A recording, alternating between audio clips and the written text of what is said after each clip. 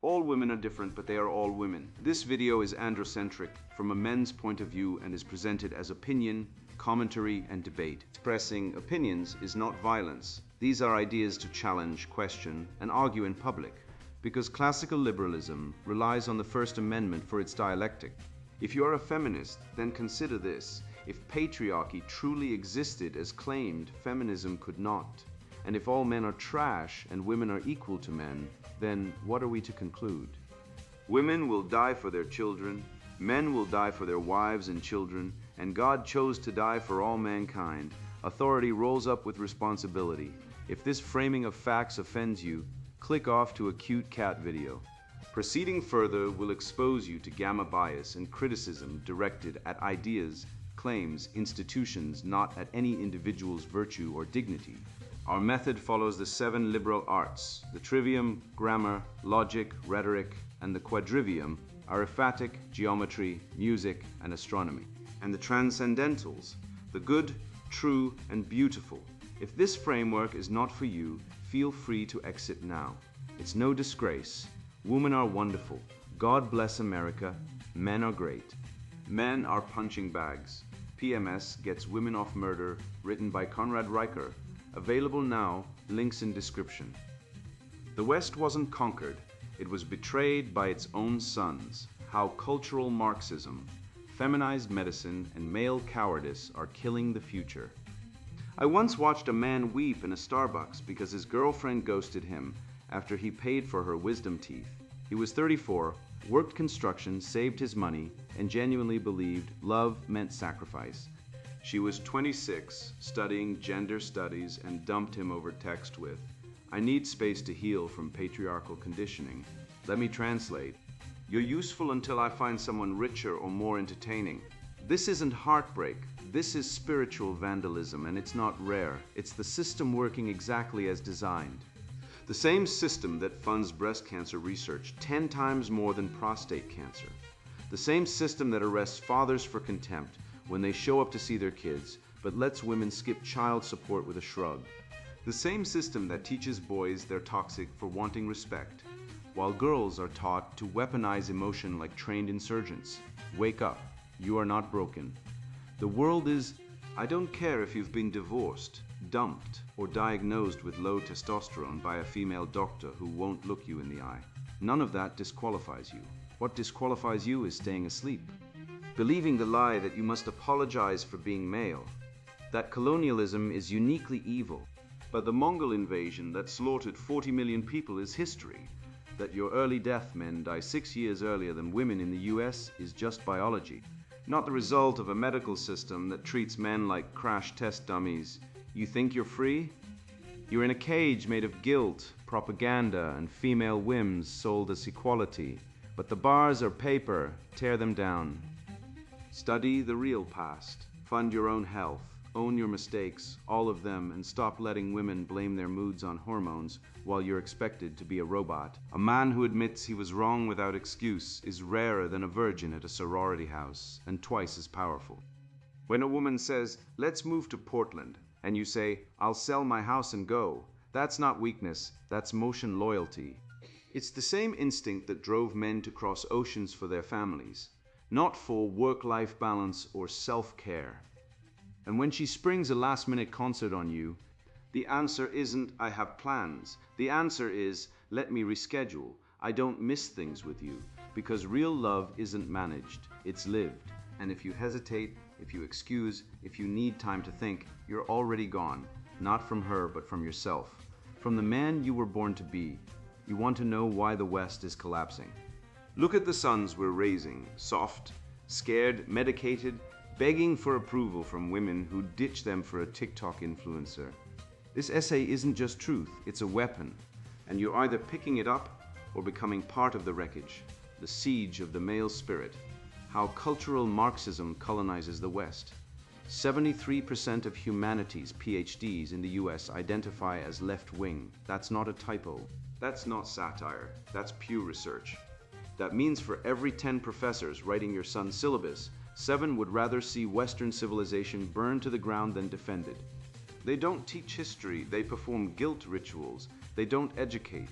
They colonize your mind with narratives designed to make you hate your ancestors, your race, your gender. They call it decolonization. But where's the decolonization of the Mongol Empire? Where's the protest against the Ottoman slave markets? Where's the curriculum demanding we apologize for Islamic conquests across North Africa and Spain? Nowhere, because this isn't about history. It's about you, white men, living men, responsible men. They want you disarmed. And their weapon of choice, the myth of settler colonialism as structure, a phrase coined by Patrick Wolfe that sounds deep until you realize it's just Marxist snake oil repackaged for academia. It claims colonialism isn't an event, but a permanent condition that only white people do. Never mind that the Zulus conquered other African tribes. Never mind that the Japanese invaded Korea and China. Never mind that the Aztecs sacrificed tens of thousands and demanded tribute from their neighbors. No, only you are the eternal colonizer. Only your civilization is a crime. This is not scholarship. This is narrative colonization, a term I coin here and now to describe how the left replaces facts with feelings, evidence with emotion, and truth with tribal guilt. They don't want you to think, they want you to atone. And while they're busy tearing down statues of Churchill, the man who stood alone against Hitler, they leave Stalin's legacy untouched, because actual oppression only matters if it fits the victim hierarchy. The left doesn't care about suffering. They care about who suffers.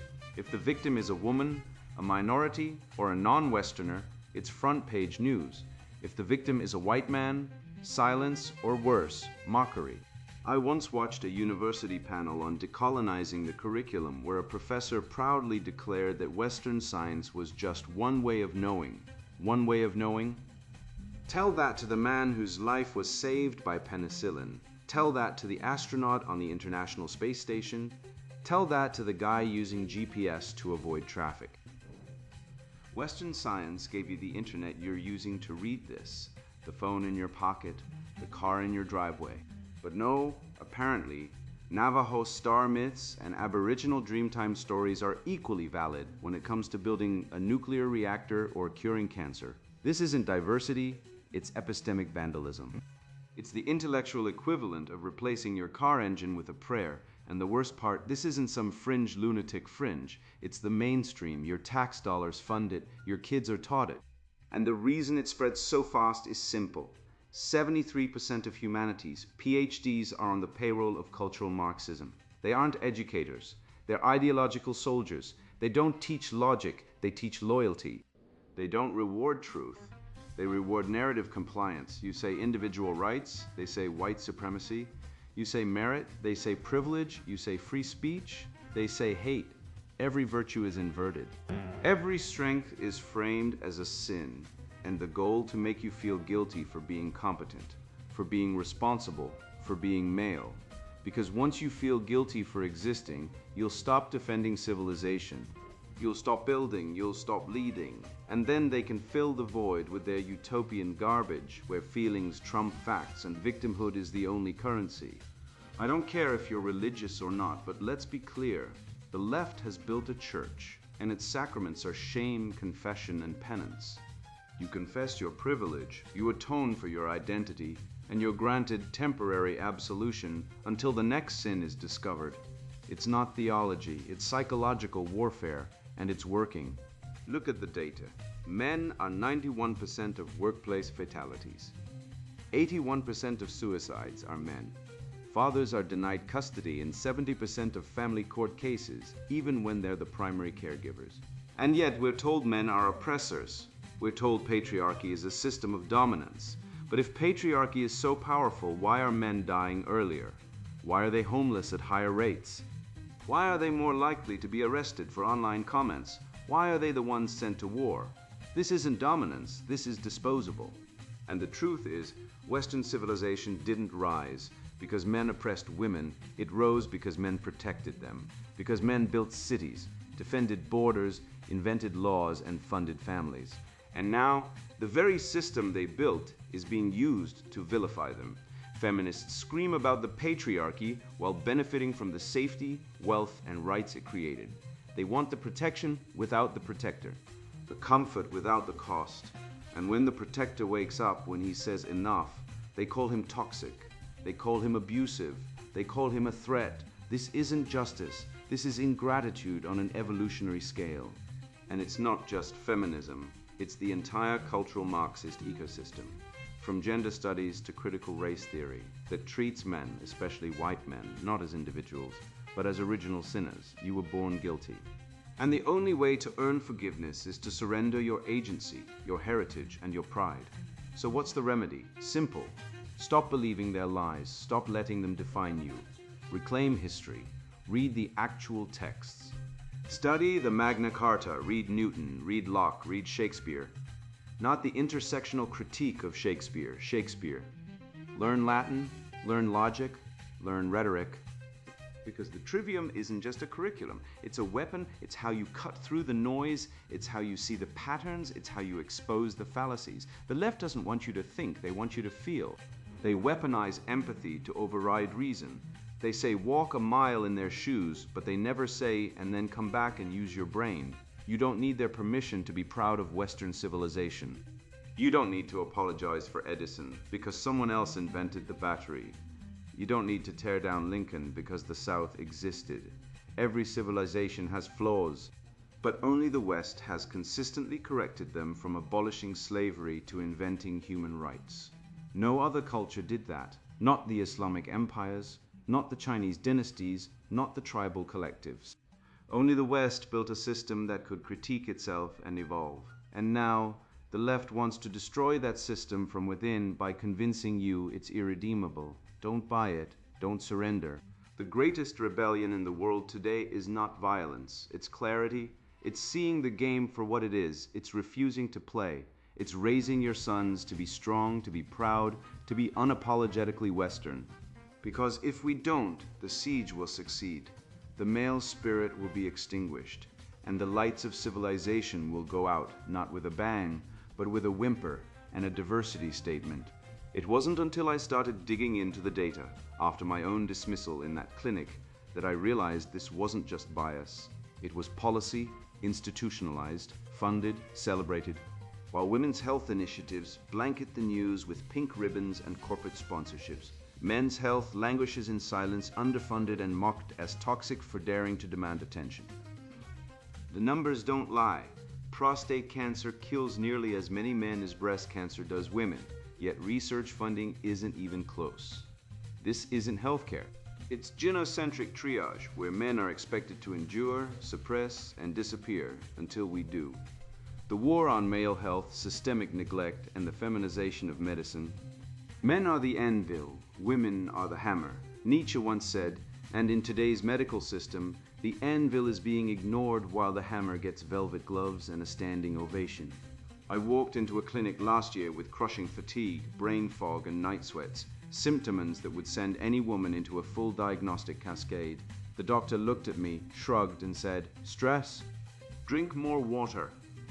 Meanwhile, my sister walked in with the same cluster of symptoms, same age, same BMI, same family history, and was scheduled for a CT scan, blood panels, and a referral to an endocrinologist before she even left the waiting room. This isn't anecdotal.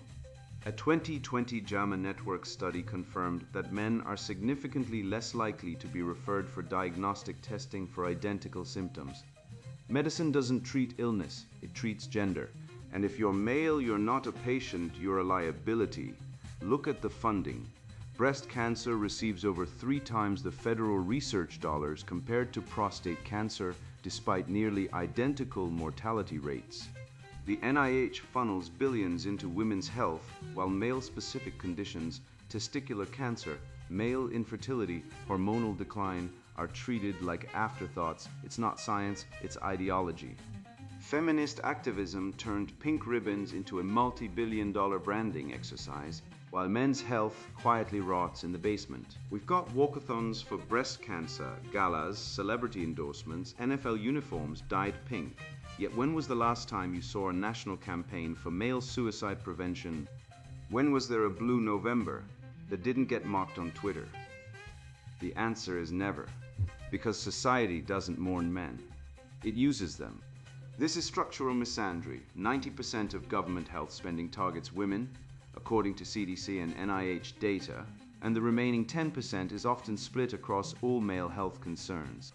Men die earlier, suffer more chronic illness, and are more likely to die from heart disease, diabetes, and workplace injuries. Yet we're told to man up when we complain. The system doesn't just neglect us, it pathologizes our strength. Boys diagnosed with ADHD are drugged into compliance, while girls with identical behavioral issues are sensitive or empathetic. We medicate masculinity while romanticizing femininity. It's not medicine. It's cultural engineering. I call this therapeutic feminism, a doctrine that treats women as perpetual victims in need of protection and men as disposable utility units. Women get screening programs, early detection, compassionate care. Men get told to tough it out until they collapse. The result: male suicide rates are 3 to 4 times higher than female rates in almost every developed nation per WHO data. Yet mental health programs for men are underfunded, ridiculed, or outright dismantled. When was the last time you saw a government ad saying it's okay for men to cry? Never. But you've seen dozens telling women they're strong, resilient, and deserving of care. Because in the feminist worldview, women are sacred. Men are interchangeable. This isn't just bias, it's war. A war on male health disguised as compassion. Hospitals run women's wellness weeks while ignoring male-specific health crises. Medical schools train doctors to screen women for depression and anxiety, but ignore rising rates in men. The system doesn't want to heal men, it wants to control them by keeping us physically broken and mentally isolated. It ensures we remain dependent, compliant, and silent, but we are waking up. And when we do, we'll stop begging for inclusion in a broken system. We'll build our own men's health collectives, peer data sharing, strength-based wellness rooted in stoic discipline, Spartan fitness, and rational self-reliance. We don't need pity, we need power. The medical-industrial complex isn't broken. It's working exactly as designed to serve the narrative, not the patient. And if you're a man who expects fairness, equity, or even basic care, you're already losing. The truth is this: in a world that worships female fragility, male suffering is invisible by design. But visibility is not our goal. Victory is. Reject the system. Train harder. Eat clean. Build brotherhoods. Audit your health like your life depends on it, because it does. And when the next generation of men rises, they won't ask for a seat at the table. They'll build a new one out of iron, logic, and truth. I used to think the world owed me something: respect for being a good son, loyalty for being a faithful husband, success for working hard. But life didn't care about my expectations. It only responded to what I actually did.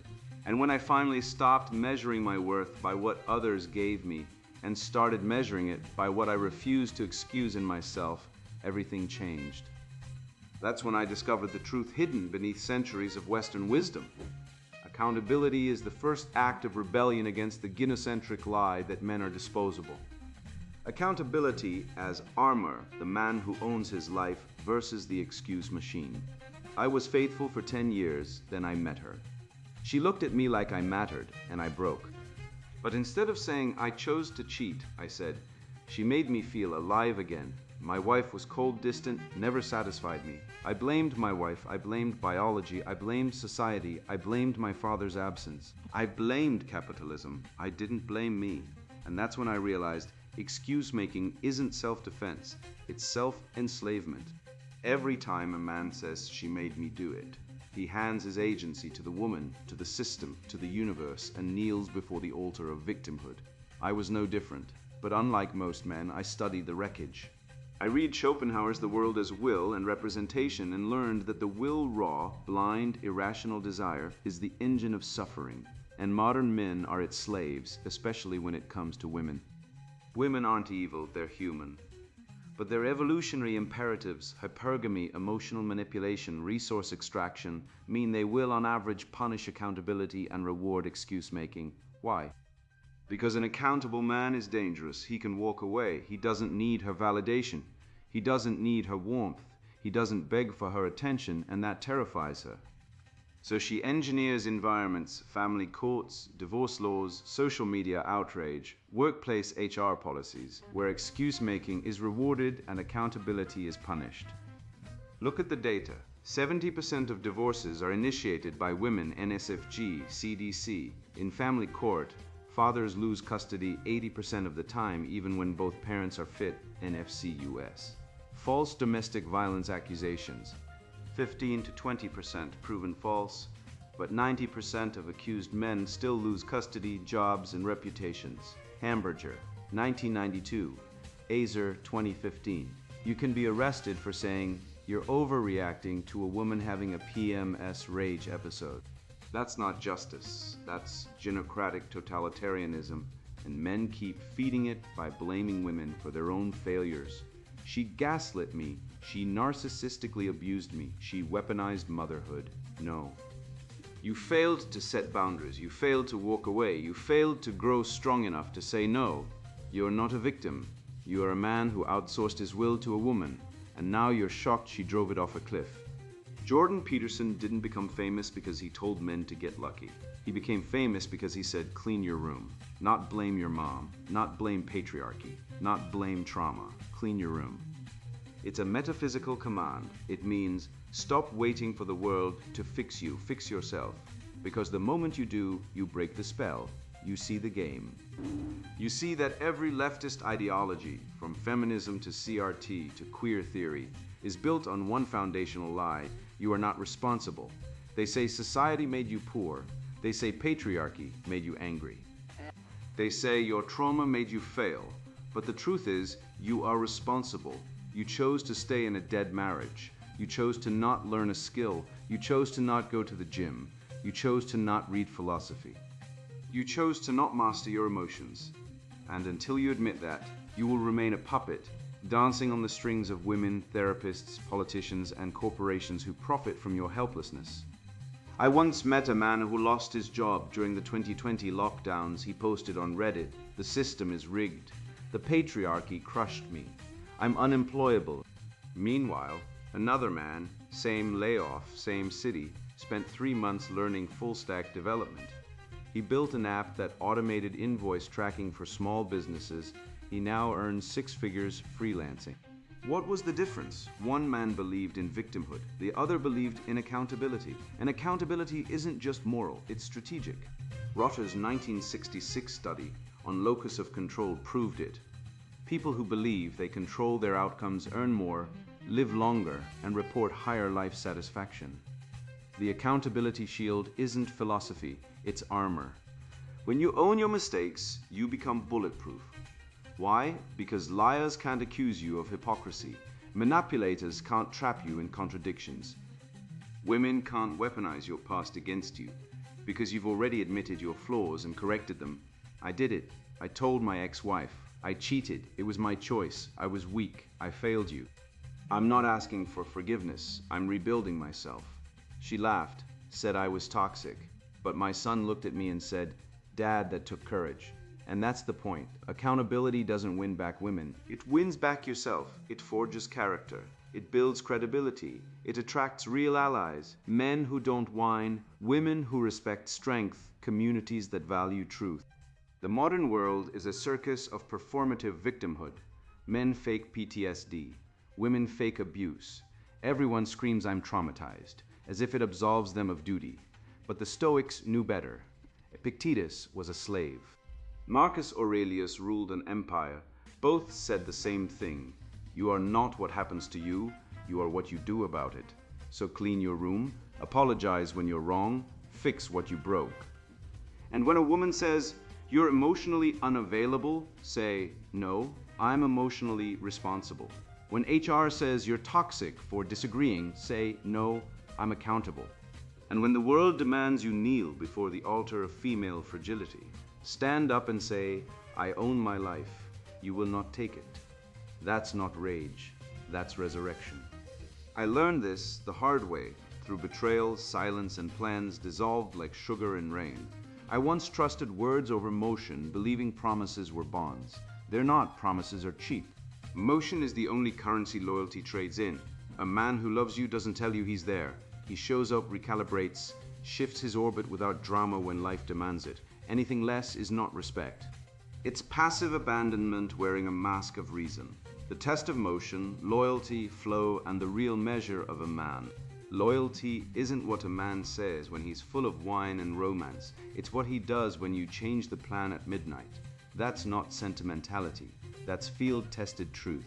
I once watched a man college-educated, self-proclaimed feminist ally, and proud wearer of pronoun pins, cancel a planned road trip to a cabin in the Rockies because his female friend was feeling lonely.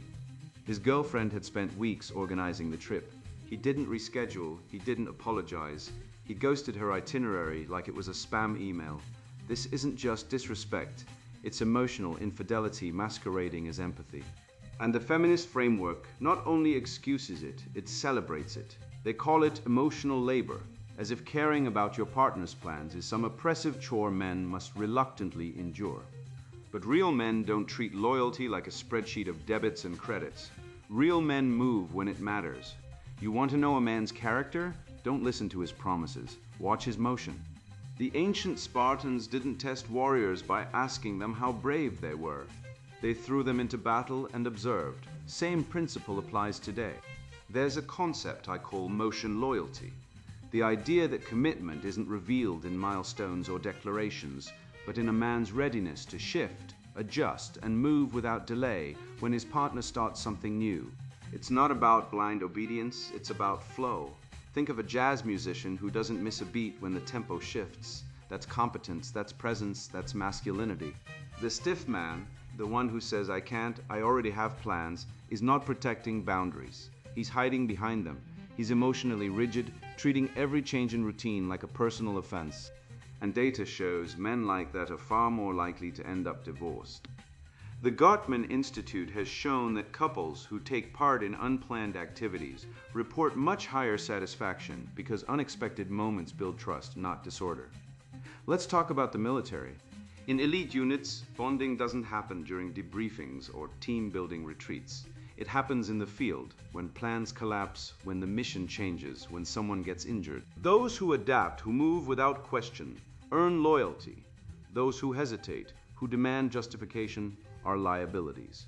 Now apply that to relationships. A man who resists surprise plans, who needs time to think, who prioritizes his solo gaming night over a last-minute concert, what is he really saying? He's saying his comfort is more important than connection. He's saying he's not invested. And women know this instinctively. They don't need feminist theory to detect disloyalty. They feel it in the micro movements, the delayed reply, the excuse, the refusal to rearrange his life even slightly. But feminism, in its pathological obsession with female victimhood, teaches women to excuse this behavior. Oh, he's just independent. He needs his space. Nonsense. What he needs is accountability. Look at the facts. In family courts, fathers lose their children far too often. More than 80% of custody decisions give primary care to mothers, no matter their actual capability. Yet, if a dad wants to move for a better job to support his kids, he's often denied. But when a mother makes the same request, approval rates hit 90%. Is that fair? Clearly not. This bias stems from the outdated idea that women are born nurturers and men are optional. This isn't fairness, it's institutional betrayal, and it pushes men away. Why stay involved when effort is penalized? Why take initiative when the system is tilted? But the awakened man doesn't use this as an excuse. He recognizes the injustice. He understands that true strength isn't about winning a broken game. It's about standing by principle, no matter the result. I once advised a woman to test her boyfriend. She bought surprise tickets to a concert happening. That night, no prior warning. He replied, I can't. I have plans with my buddy. She asked, what plans? He said. We're watching a movie. She said, it's 7 p.m. The movie isn't until 9. You have 2 hours. He still refused. That's not a scheduling conflict. That's a character test. And he failed. The red flag wasn't the refusal. It was the priority. A man who values a casual bro night over a shared experience with his partner is not loyal. He's transactional. And transactional relationships fail because they lack resilience. When hardship hits, job loss, illness, grief, These men vanish. They don't have the muscle memory of sacrifice. They've spent their lives optimizing for comfort, not commitment. The woke mind will scream that I'm promoting toxic masculinity by demanding men be dependable. But let's be clear, dependability is not toxic. It's the foundation of civilization. The pyramids weren't built by men who needed emotional validation before lifting a stone. The Mayflower didn't sail because the crew debated their feelings.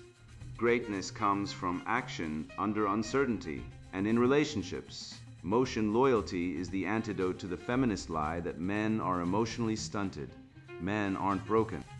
They've been gaslit into passivity by a culture that rewards female caprice and punishes male initiative. But the truth is undeniable. Women are hypergamous. They naturally seek higher value mates. And if a man isn't moving, growing, adapting, leading, she'll look elsewhere. Not because she's evil, but because biology demands it. The red-pilled man accepts this. He doesn't whine about it, he trains harder. He becomes the prize. So test the motion, surprise him, change the plan, watch how he moves or doesn't. His response will tell you everything, because loyalty isn't a feeling, it's a behavior. And in the end, only action proves love. You think the world is broken? Good, it is.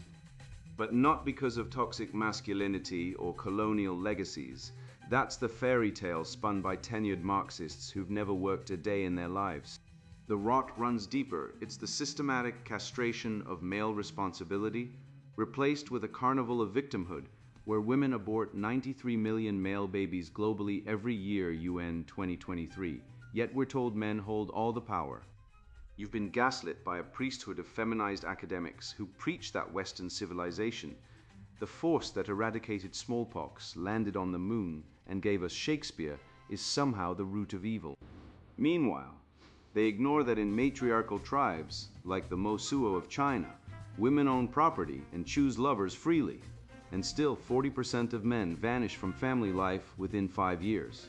Human nature doesn't change with ideology. Women, on average, initiate 70% of breakups, Gottman, often using emotional withdrawal as a control tactic, not because they're evil, but because hypergamy is baked into their biology. You don't hate women. You hate the lie. And the lie is this, that you must apologize for being strong, for building, for leading. That your instinct to protect and provide is oppressive.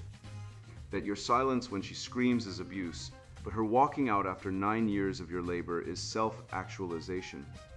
I don't care if you're 25 or 55. I don't care if you've been divorced, ghosted, or lied to by your own daughter. What matters is this, you now know the pattern. You see the game. When a woman says, let's talk, she's not seeking dialogue. She's staging a tribunal. When universities preach decolonization, they're not advocating justice. They're erasing the canon that made freedom possible. When your doctor dismisses your chest pain but schedules a mammogram for your wife's backache, that's not healthcare. That's structural misandry. And when family courts award custody to mothers in 83% of cases, US. Census. Even when fathers are proven more stable, that's not law. That's ritual sacrifice to the goddess of gynocentrism. But you are not powerless. You are the descendant of Spartans, Stoics, and steelworkers. You carry within you the same blood that built cathedrals without power tools. You don't need permission to lead. You don't need a woman's validation to be whole. You don't need to redefine masculinity. You need to reclaim it in its original form, duty, discipline, and defiance in the face of decadence. So here's your mission. Stop consuming the poison. Stop watching TV shows where men are clowns and women are saints. Stop funding feminist NGOs through taxes while your sons are medicated for acting like boys. Start reading Marcus Aurelius, not Brené Brown.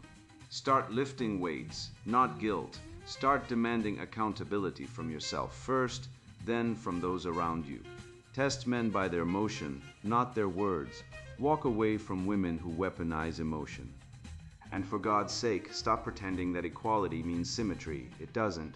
Women live longer, recover faster from trauma, and are protected by law and culture at every turn. Men are expected to die first in war, work, and silence. That's not oppression, that's design. And if you finally understand that, you're no longer a victim, you're awake, and the moment you wake up, the spell breaks. The cult loses its grip. You become immune to the guilt, the shame, the manipulation. You become dangerous, not to women, but to the lie. Now go, speak plainly, live boldly. And when another man asks you why you're so calm, so focused, so unshakable, tell him the truth. Not the safe version, the real one. Watch his eyes change. That's how the red pill spreads. That's how we win. And now the sponsored book introduction, Men Are Punching Bags. PMS Gets Women Off Murder. Ever feel like you're walking on eggshells around the women in your life? Like your feelings are irrelevant collateral damage whenever she decides to unleash. I've been there. I've sat across from lawyers explaining how her outburst that shattered my jaw was just hormones talking. I've watched courts nod sympathetically as yet. Another woman walked free after assault, the sacred cow of PMS invoked as her get-out-of-jail-free card. Enough. This book isn't born from theory. It's forged in the fire of watching men become society's designated emotional punching bags. If you're sick of the lies, the double standards, the sheer injustice of being blamed for existing, while female rage gets a free pass wrapped in biology, this book is your lifeline. We dissect how modern culture weaponizes female biology against men, turning natural cycles into legal shields for violence. You'll see exactly how the PMS defense erodes justice, demonizes healthy masculinity, and traps men in evolutionary servitude. We rip apart the feminist mythology, denying biological reality, and expose how courts reward female violence with victim passes, fueling the gynocentric machine. This is for the man who sees through the equality fantasy destroying real relationships. It's for the rational thinker ready to confront the brutal truth. Systems are rigged against male accountability. We detail survival strategies in a world hell-bent on male submission. We show you how to rebuild civilization, restore true leadership, and forge an unbreakable brotherhood based on reason, not weakness. If you're a man ready to reclaim your authority and navigate the rising political matriarchy, these pages hold the map. If you're easily offended by facts, if you cling to the comforting lies of gender studies or woke ideology, put this book down now. Go knit a sweater. This truth is for men strong enough to handle it. Buy this book today. Your sanity, your freedom, and your future depend on it. The war on masculinity ends when you fight back. Men Are Punching Bags. PMS Gets Women Off Murder. Written by Conrad Riker. Buy now, links in description.